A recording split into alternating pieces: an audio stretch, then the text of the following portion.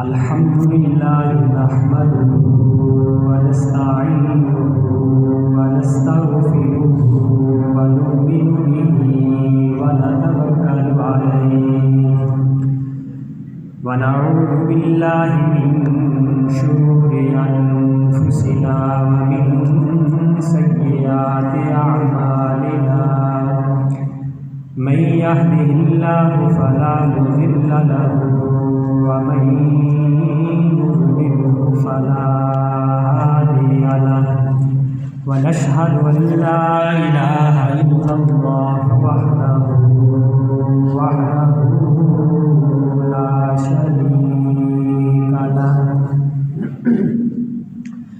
لا شريك له ولا نظير له ولا مشير له ولا معين له ونشهد أن سيدنا وسندنا وحبيبنا وشفيعنا ومحبوبنا محمدا عبده ورسوله أما بعد فأعوذ بالله من الشيطان الرجيم بسم الله الرحمن الرحيم إلا تنصروه فقد نصره الله إذ أخرجه الذين كفروا ثاني اثنين إذ هما في الغار إذ يقول لصاحبه لا تحزن إن الله معنا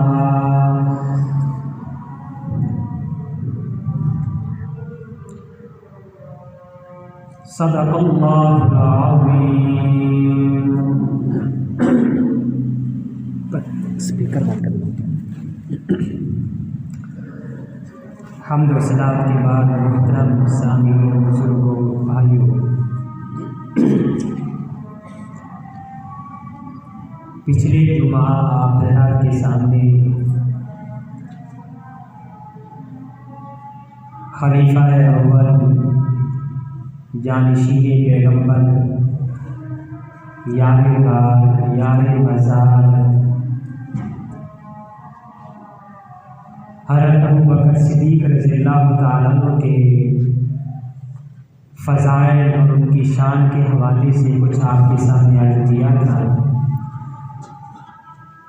آج بھی مزید اور کچھ فضائل اور ان کے مناقب آپ کے سامنے بیان کروں گا، تاکہ ہمارے دلوں میں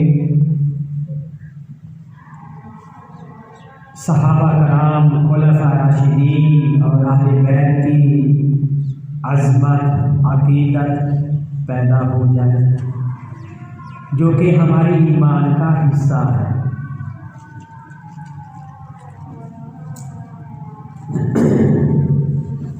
سیدنا ابوبکر صدیق رضی اللہ تعالیٰ عنہ،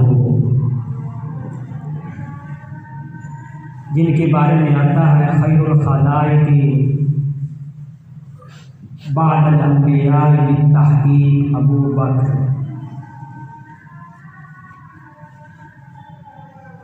کہ مخلوق میں سب سے زیادہ خیر والے انبیاء کے بعد وہ ابوبکر صدیق رضی اللہ تعالی عنہ.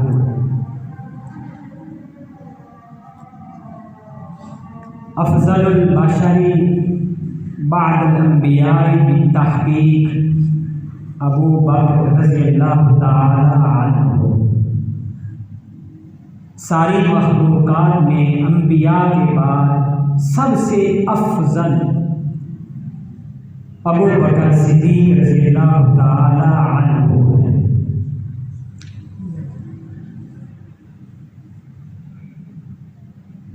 ابو بکر صدیق رضی اللہ تعالیٰ عنہ پہلے وہ صحابی ہیں جنہوں نے سب سے پہلے کلمہ پڑھا،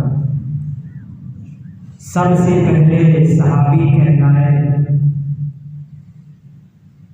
اور سب سے پہلے اعلان نعرہ تکبیر بلند کیا۔ آپ نے نبی کریم صلی اللہ علیہ وسلم سے عرض کی، یا رسول اللہ، آج میں اعلان کعبہ میں کلمہ توحید بلند کرنا چاہتا ہوں۔ اللہ کے نبی نے فرمایا کہ ابھی ہم کمزور ہیں، تھوڑے ہیں۔ آپ نے عرض کی، یا رسول اللہ، کیا ہم حق پر ہیں؟ آپ نے فرمایا کہ ہاں، ہم حق پر ہیں۔ تو پھر عرض کی، یا رسول اللہ، جب ہم حق پر ہیں تو پھر مجھے کسی کی کوئی پرواہ نہیں۔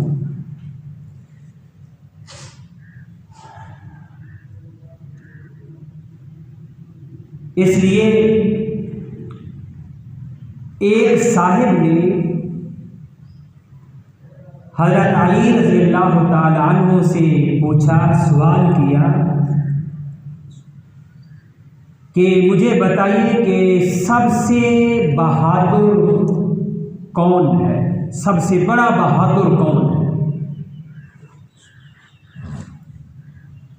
اس کے دل میں، خیال میں، ذہن میں یہ تھا کہ وہ حضرت علی رضی اللہ تعالی عنہ ہے،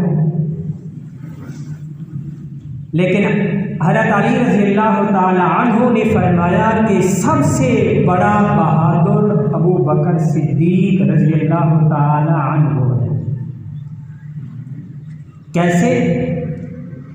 کہ جب اللہ کے نبی نے فاران کی چوٹی پر کلمہ توحید بلند کیا تو سب نے کہا کذبتا، اکیلا ابو بکر تھا جس نے کہا صدقتا، باقی سب نے جھٹلایا، اکیلے ابو بکر صدیق نے کہا آپ نے سچ فرمایا۔ پھر اس نے سوال کیا کہ مجھے یہ بتائیے کہ سب سے بڑا عالم کون ہے؟ حضرت علی رضی اللہ تعالیٰ عنہ سے سوال ہو رہا ہے، تو آپ نے فرمایا کہ سب سے بڑا عالم ابو بکر صدیق ہے۔ وہ کیسے؟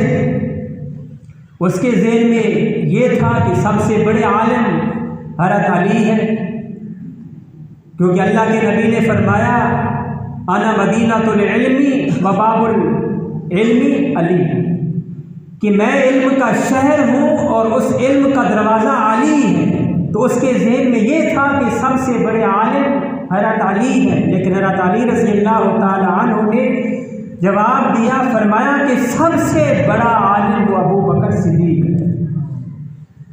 وہ کیسے؟ وہ اس طرح کہ آپ نے، اللہ کے نبی نے فرمایا مرو ابا بکر فلیصلی بالناس۔ جب آپ بیمار تھے، نبی کریم صلی اللہ علیہ وسلم بستے میں تشریف نہیں لے جا سکتے تھے، تو آپ نے حکم دیا کہ ابو بکر سے کہو لوگوں کو نماز پڑھائے۔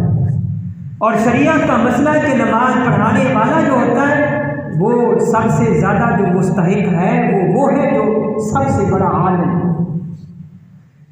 تو اللہ کے نبی نے فرمایا ابو بکر سے کہو کہ فلیصلی بالناس، لوگوں کو نماز پڑھائے۔ اس سے مجھے ایک اور بھی یاد آیا، جب حضرت فاطمہ الزہرا رضی اللہ تعالی عنہا فوت ہو جاتی ہیں، جنازہ لایا جاتا ہے۔ اب جنازہ کس نے پڑھانا ہے؟ ان کے شوہر حضرت علی رضی اللہ تعالیٰ عنہ موجود ہیں، لیکن حضرت علی رضی اللہ تعالیٰ عنہ خود حضرت ابو بکر صدیق رضی اللہ تعالیٰ عنہ کو آگے مصلی پر کھڑا کرتے ہیں اور فرماتے ہیں کہ میں نے اپنے نبی، اپنے حبیب سے سنا، لا ینبغی لأحد فیہم ابو بکر ان یؤم غیرہ، کہ کسی قوم کے لیے، کسی ایک کے لیے یہ مناسب ہی نہیں کہ جب ان میں ابو بکر ہو، ابو بکر کے ہوتے ہوئے کوئی اور نماز پڑھے۔ آپ اس سے اندازہ لگائیں ابو بکر صدیق رضی اللہ تعالیٰ عنہ کی فضیلت کا اور آپ کی شان کا، آپ کے مقام اور مرتبے کا، کہ اللہ کے نبی نے اپنی زندگی میں ہی اپنے مصلی پر ان کو کھڑا کر دیا تھا، جس سے یہ معلوم ہوا کہ میرے بعد جو خلیفہ جو ہوں گے، میرے جانشین جو ہوں گے، وہ سیدنا ابو بکر صدیق رضی اللہ تعالیٰ عنہ۔ مجھے ایک اور روایت یاد آئی، نبی کریم صلی اللہ علیہ وسلم نے دعا کی، یا اللہ علی کا مقام سب سے بلند کر دی۔ یہ میں نے کئی بڑے بڑے علماء سے یہ حدیث سنی، 3 دفعہ یہ کہا، لیکن اللہ جل شان نے فرمایا کہ نہیں، سب سے بڑے وہ ابو بکر صدیق رضی اللہ تعالی عنہ۔ اس لیے ہر مقام پر، ہر جگہ ابو بکر صدیق رضی اللہ تعالیٰ عنہ سب سے آگے ہوتے ہیں۔ ابو بکر کا معنی ہی یہی ہے کہ جو سب سے پہلے ہو۔ گزشتہ جمعہ بھی میں نے آپ کے سامنے یاد کیا تھا، باکارہ بکراتوں و اصیلا، یہ قرآن کے الفاظ ہے، بکراتوں و اصیلا، بکرا باکرہ مادہ با کاف را، اور اس کا مطلب سب سے پہلی جو گھڑی ہوتی ہے اس کو بکرا کہا جاتا ہے، بکراتوں و اصیلا، اور اصیل یہ شام کو کہتے ہیں، شام کے وقت کو اصیل کہا جاتا ہے۔ تو ابو بکر کا معنی ہی یہی بتا رہا ہے کہ یہ سب سے پہلے، کوئی مانے یا نہ مانے، جس نے کہہ دیا ابو بکر، اس نے مان لیا کہ یہ پہلے ہے۔ ابو بکر صدیق رضی اللہ تعالی عنہ،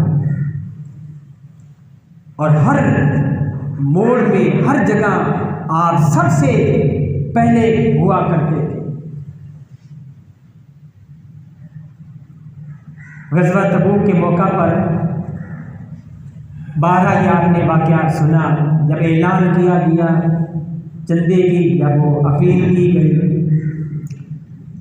اس موقع پر حضرت عمر رضی اللہ تعالیٰ دل میں خیال کیا کہ آج تو میں ابو بکر سے بازی لے جاؤں گا، آج میں ان سے بڑھ جاؤں گا، آج میں ان سے آگے نکل جاؤں گا۔ اپنے سارے گھر کا مال جمع کرتے ہیں، آدھا نبی کی خدمت میں پیش کرتے ہیں۔ ابو بکر صدیق رضی اللہ تعالیٰ عنہ بھی سب کچھ لے کر آ جاتے ہیں۔ امی عائشہ صدیقہ رضی اللہ تعالیٰ عنہ فرماتی ہیں کہ میں نے اپنے ابا کو دیکھا کہ دیواروں پر ہاتھ مار رہے تھے، ہاتھ لگا رہے تھے کہ کہیں کوئی سوئی نہ وہاں پر لٹکی ہوئی، کہ اگر سوئی ہو تو وہ بھی میں نبی کی خدمت میں پیش کروں۔ حضرت عمر رضی اللہ تعالیٰ عنہ سے سوال کیا گیا، ما بقیت لأہلک، اپنے گھر والوں کے لیے کیا چھوڑ کر آئے؟ تو عرض کی، یا رسول اللہ آدھا مال گھر والوں کے لیے چھوڑ کر آیا ہوں۔ ابو بکر صدیق رضی اللہ تعالیٰ عنہ سے سوال کیا گیا کہ ما بقیت لأہلک، آپ نے اپنے گھر والوں کے لیے کیا چھوڑا ہے؟ تو ابو بکر صدیق رضی اللہ تعالیٰ عنہ نے فرمایا کہ یا رسول اللہ، اللہ اور اللہ کے رسول کو گھر میں چھوڑ کر باقی سب کچھ لے کر آئے۔ ابو بکر حضرت عمر رضی اللہ تعالیٰ عنہ سمجھ گئے کہ میں ان سے آگے نہیں نکل سکتا۔ جب خلیفہ بنے تو اب دل میں خیال آیا کہ خلافت کا بڑا بوجھ ہے، بہت زیادہ کام ہے، بڑا منصب ہے یہ، تو اس میں پھر یہ مصروف ہوں گے۔ تو مدینہ کے باہر ہی ایک بوڑھی خاتون اماں جی رہتی تھیں، آنکھوں سے محتاج تھی، جھونپڑی میں رہتی تھی، خیمے میں، ان کے پاس گئے، جا کر کہا اماں جی اپنے برتن دے دو، پانی بھر کر لا دو۔ سبحان اللہ، قربان ہے ابو بکر صدیق رضی اللہ تعالیٰ عنہ پر، آج بھی اللہ کے نبی نے اپنے پہلو میں سنایا ہوا ہے۔ حضرت علی رضی اللہ تعالیٰ عنہ کو نکاح کا مشورہ دیتے ہیں ابو بکر صدیق اور حضرت عمر فاروق رضی اللہ تعالیٰ عنہ کے، جاؤ جا کر نبی سے بات کرو۔ حضرت فاطمہ الزہرا رضی اللہ تعالیٰ عنہ سے نکاح کے بارے میں یہ مشورہ دینے والے یہی شیخین دونوں حضرات ہیں۔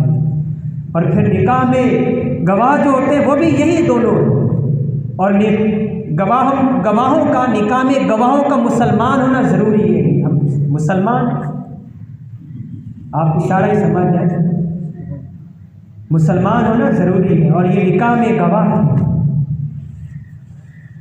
تو اہل بیت سے بھی محبت اور صحابہ خلفاء راشدین سے بھی محبت، دونوں سے محبت، یہ ہمارے ایمان کا حصہ ہے.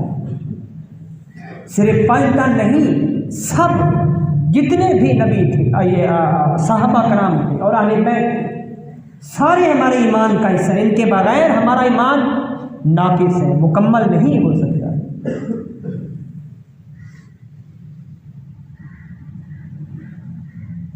تو وہ حضرت عمر رضی اللہ تعالیٰ عنہ جب گئے اس بوڑھی اماں سے کہا، تو بوڑھی اماں نے یہ کہا اللہ آپ کو جزائے خیر دے، وہ آپ سے پہلے ایک صاحب آئے تھے، وہ سارا کام کر کے چلے گئے. دل میں خیال آیا کہ پتہ نہیں وہ کون ہے. خیر دوسرے دن پھر فجر سے پہلے آئے، نماز سے پہلے حضرت عمر رضی اللہ تعالیٰ عنہ اس بوڑھی اماں کے پاس آئے. اس دن بھی پتہ چلا کہ وہ کوئی آئے تھے اور وہ خدمہ کر کے چلے گئے. اب تیسرے دن اس وقت سے بھی پہلے آئے، بالکل اندھیرا تھا. جب آتے ہیں تو ایک آدمی کو دیکھتے ہیں کہ انہوں نے کندھے پر ایک مٹکا اٹھایا ہوا ہے اور وہ جھونپڑی میں خیمے میں داخل ہو رہے ہیں. جب باہر نکلتے ہیں تو پتہ چلتا ہے کہ وہ ابو بکر صدیق رضی اللہ تعالی عنہ.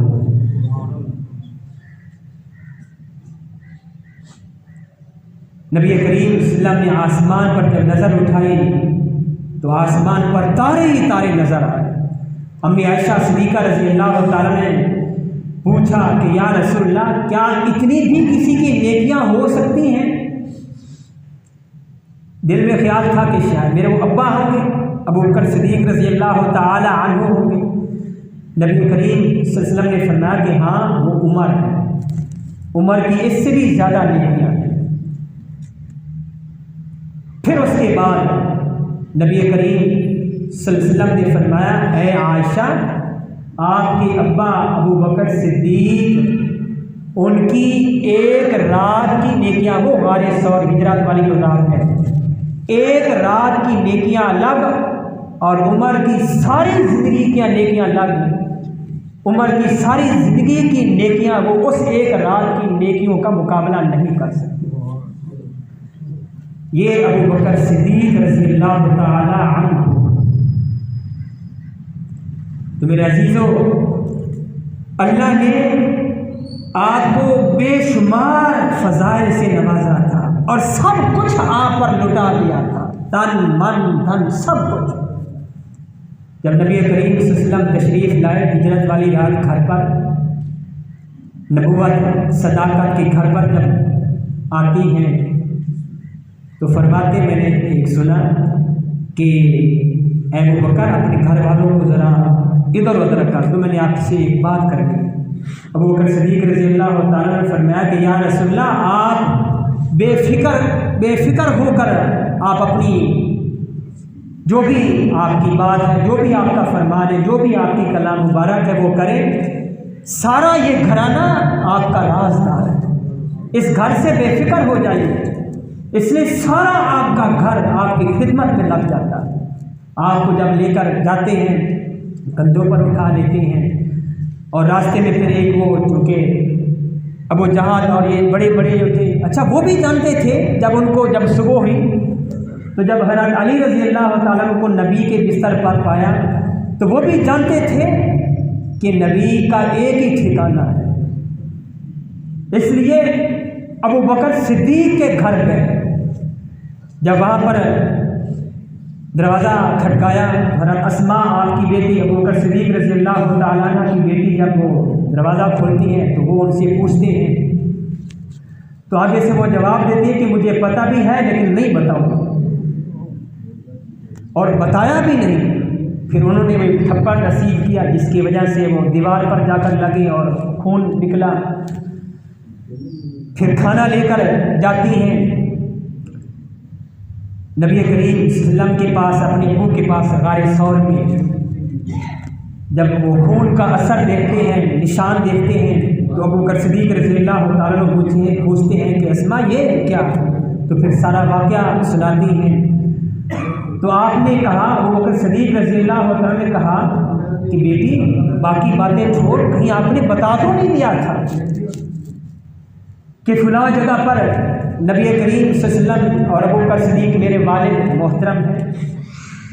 تو بیٹی بھی پھر صدیق کی بیٹی تھی، بیٹی نے یہ کہا کہ اے ابو، یہ بلا ہو سکتا ہے کہ صدیق کی بیٹی ہو کر ان کو بتا دیں؟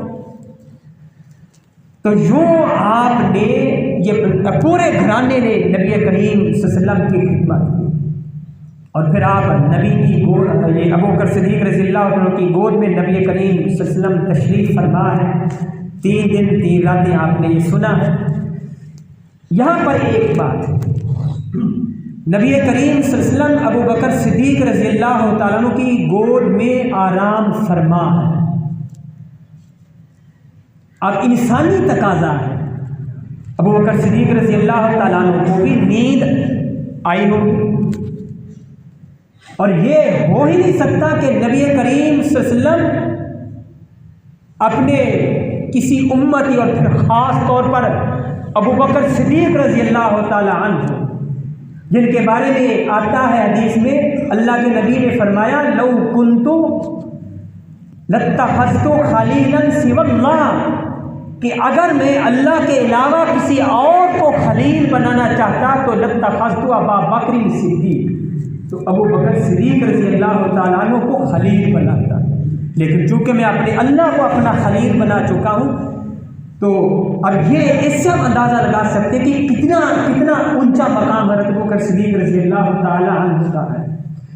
اور اللہ کے نبی نے یہ بھی فرمایا کہ میں دنیا میں ہر ایک کے احسانات کا بدلہ چکا ہوں، دے چکا ہوں، سوائے ابو بکر صدیق رضی اللہ تعالیٰ عنہ کے، کہ ان کو میرے احسانات، مجھ پر ابو بکر صدیق نے جو احسانات کیے، ان احسانات کا جو بدلہ جو ہوگا وہ خود اللہ جل شانہ عطا فرمائے۔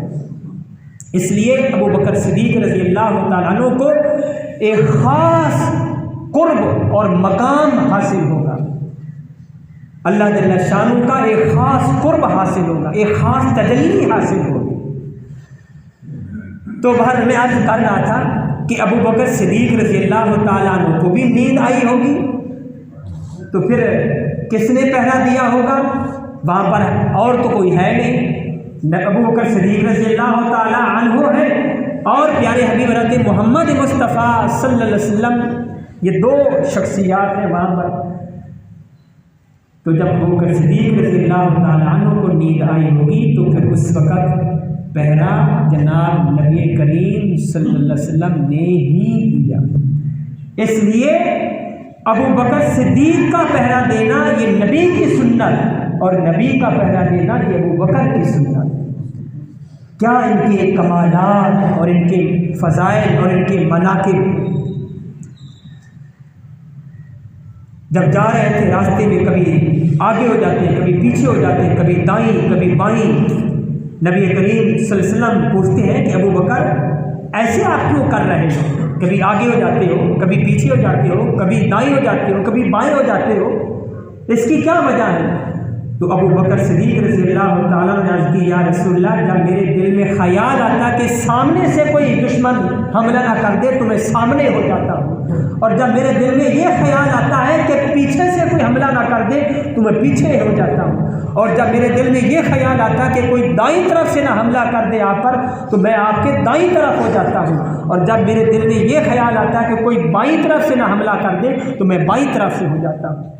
اس لیے جب دشمن غار ثور کے منہ پر جب پہنچ جاتی ہیں تو ابو بکر صدیق رضی اللہ تعالیٰ عنہ ڈر محسوس کرتے ہیں، آپ پریشان ہو جاتے ہیں، اور یہ پریشانی، یہ ڈر، یہ خوف اپنی ذات کا نہیں تھا بلکہ پیارے حبیب حضرت محمد مصطفیٰ صلی اللہ علیہ وسلم کی ذات کا تھا کہ کہیں دشمن نبی کو، میرے حبیب کو دکھ اور تکلیف نہ پہنچا دے۔ اس لیے قرآن مجید میں الفاظ آتے ہیں اِذْ يَقُولُ لِصَاحِبِهِ، کہ جس وقت آپ یہ اپنے صاحب، اپنے صحابی ابو بکر صدیق رضی اللہ تعالیٰ عنہ کو فرما رہے تھے لا تحزن ان اللہ معنا، یہ لا تحزن کے لفظ آپ نے بولے، حزن لا تحزن، یہ حزن سے، حزن کہتے ہیں کہ جو کسی اور کی وہ جان کا ڈر ہو کہ کسی دوسرے میرے دوست کو، میرے ساتھی کو دکھ اور تکلیف نہ پہنچے، اس وقت لفظ حزن بولا جاتا ہے، اور جب اپنی ذات کا ڈر ہو تو اس وقت لفظ خوف کا بولا جاتا ہے۔ تو یہاں پر قرآن مجید میں لا تحزن کے الفاظ ہیں کہ غم نہ کیجیے، ان اللہ معنا، کہ بے شک اللہ ہم دونوں کے ساتھ۔ حضرت موسیٰ علیہ السلام اپنے ساتھیوں کے ساتھ جب جا رہے ہوتے ہیں، آگے دریا جاتا ہے، پیچھے دشمن کی فوج بالکل وہ سر پر چڑھی ہوتی ہے، تو آپ کے اصحاب پریشان ہو جاتے ہیں۔ تو اس وقت حضرت موسیٰ علیہ السلام فرماتے ہیں کہ اِنَّ مَعِیَ رَبِّی سَیَہْدِینِ، کہ میرا رب میرے ساتھ، میرا رب میرے ساتھ ہے، عن قریب وہ میری رہنمائی فرمائے گا، مجھے راستہ دکھائے گا۔ وہاں پر حضرت موسیٰ علیہ السلام نے صرف یہ اپنی ذات کو یہ بارے میں فرمایا کہ اِنَّ مَعِیَ رَبِّی، میرا رب میرے ساتھ ہے، لیکن یہاں پر کیا فرما رہے ہیں، ان اللہ معنا، کہ بے شک اللہ ہمارے ساتھ ہے، ہم دونوں کے ساتھ۔ یہ نہیں کہ اللہ کے نبی نے فرمایا کہ میرا رب معی صرف میرے ساتھ ہے، آپ کے ساتھ نہیں۔ اور یہاں پر ان اللہ، لفظ اللہ جو اللہ کا ذاتی نام مبارک ہے وہ لائے، اور ادھر ان ربی، ان معی ربی، اللہ جل شانہ کا جو صفاتی نام ہے رب، پالنے والا، وہاں پر وہ لفظ استعمال کیا ہے۔ تو بہرحال میرے عزیزوں، یہ ابو بکر صدیق رضی اللہ تعالیٰ عنہ کی شان اور آپ کی فضائل ہیں، اور یہ بھی حدیث میں آتا ہے۔ وقت ہو گیا، انشاءاللہ پھر آپ حضرات کے سامنے عرض کروں گا۔ اللہ جل شانہ میں سبھی توفیق عطا فرمائے۔